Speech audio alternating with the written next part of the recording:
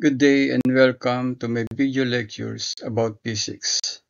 In this video lecture, I will discuss about the concept of Newton's second law of motion. So let's start. So what is the main idea behind Newton's second law of motion? The law states that the acceleration of an object as produced by a net force is directly proportional to the magnitude of the net force in the same direction as the net force, and inversely proportional to the mass of the object.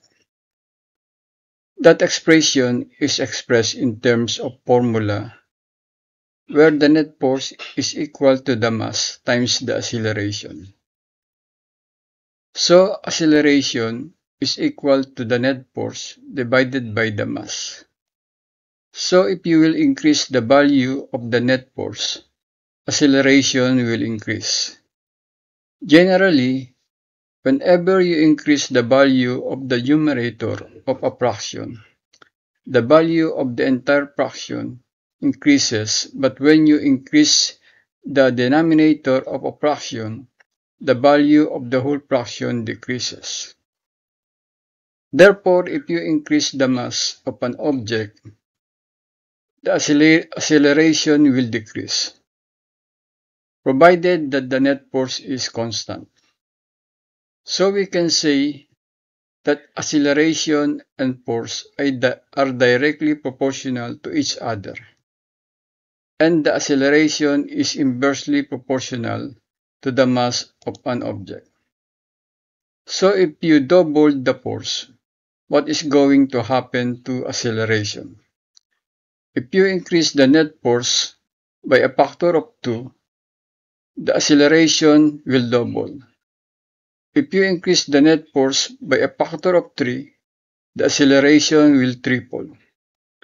Now if you double the mass, the acceleration will be 1/2 of its original value. If you triple the mass, the acceleration will decrease by a factor of 3. So let's say we increase the force by a factor of 4, and we increase the mass by a factor of 2. By what factor does the acceleration change? To answer the question, just plug into the formula.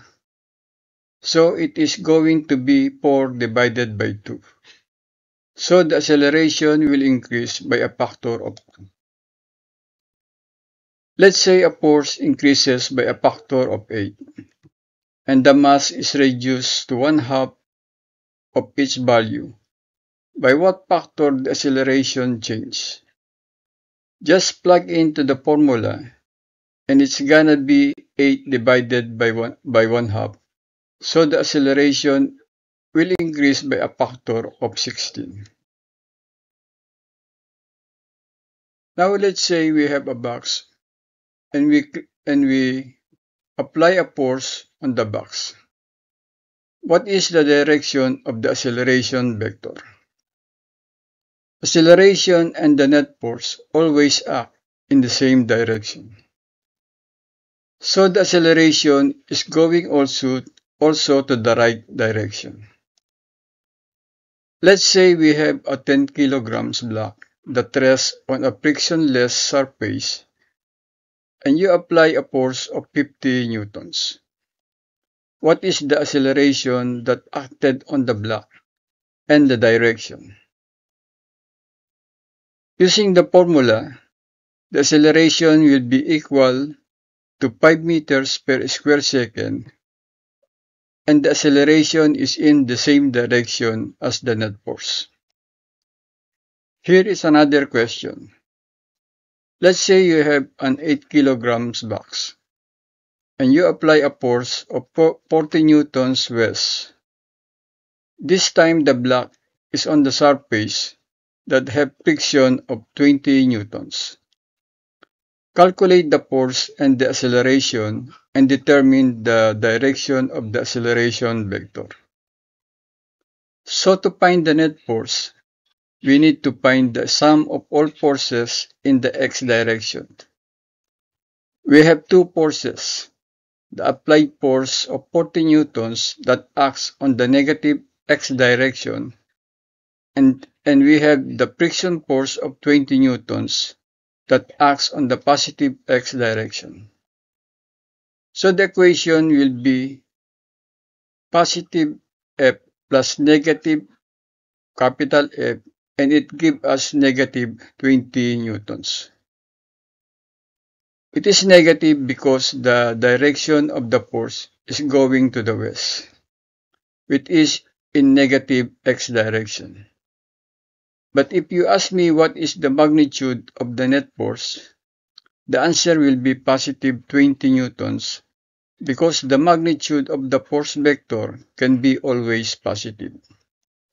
The negative sign tells you the direction that the net force is due west. Now, what is the acceleration? So once you have a net force, you can find the acceleration in the x direction. The net force is mass times the acceleration.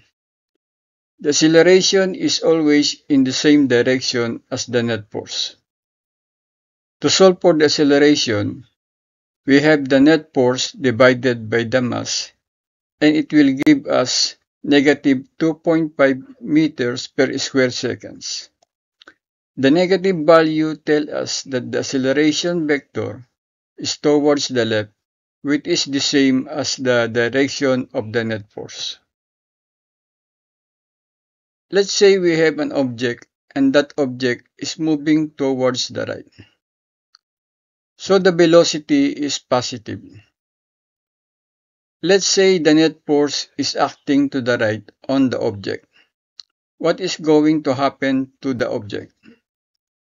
If the force and velocity vector are in the same direction, the object speeds up, so it is accelerating.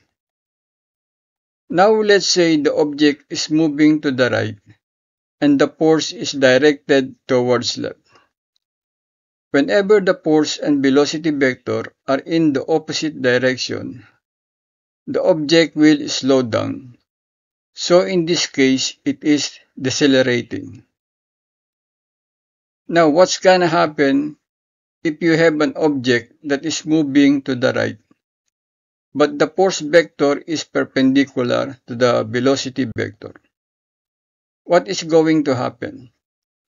Anytime the force and velocity vectors are perpendicular, the speed will not change the object, but will only change its direction. Now let's solve one problem. What average force is required to accelerate a 10 kilograms block from rest to a final speed of 50 meters per second in 10 seconds? Let's start with the picture. Now we have a given final speed of the object of 50 meters per second, and we have a given time of 10 seconds, and a given mass of 10 kilograms. The object is at rest, so the initial speed is 0. We don't know the acceleration and the force. In order to calculate the average force, we need to calculate first the acceleration. We will assume that the friction is not present. The applied force is only the force acting on the block in the x direction, and so that is going to represent the net force.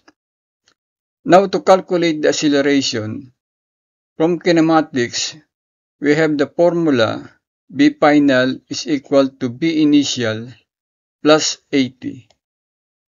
To solve for the acceleration, we have B final minus B initial divided by time, and will give us 5 meters per square seconds. Now to solve for the average force, we have force is equal to mass times the acceleration, and will give us 50 newtons.